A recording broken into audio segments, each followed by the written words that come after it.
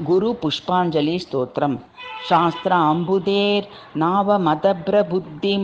सच्चिष्य ह्यत्सारस तीक्ष्णरश्मिम् अज्ञानवृत्तस्य विभावसुं तं मत्पद्यपुष्पैर्गुरुमर्चयामि विद्यातिशारङ्ग बलाहकाख्यं जाड्याद्यहीनं गरुडं सुरेज्यं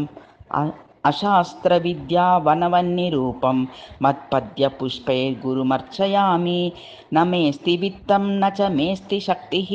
क्रेतुं प्रसूनानि गुरो कृते भोः तस्माद्वरेण्यं करुणासमुद्रं मत्पद्यपुष्पैर्गुरुमर्चयामि कृत्वोद्भवे पूर्वतने मदीये भूयांसि पापानि पुनर्भवेऽस्मिन् संसारपारङ्गतमाश्रितोऽहं मत्पद्यपुष्पैर्गुरुमर्चयामि आधारभूतं जगतः सुखानां प्रज्ञादनं सर्वविभूतिबीजं पीडार्तलङ्कापतिजानकीशं मत्पद्यपुष्पैर्गुरुमर्चयामि विद्याविहीनाः कृपया हि यस्य वाचस्पतित्वं सुलभं लभन्ते तं शिष्यदीवृद्धिकरं सदैव मत्पद्यपुष्पैर्गुरुमर्चयामि।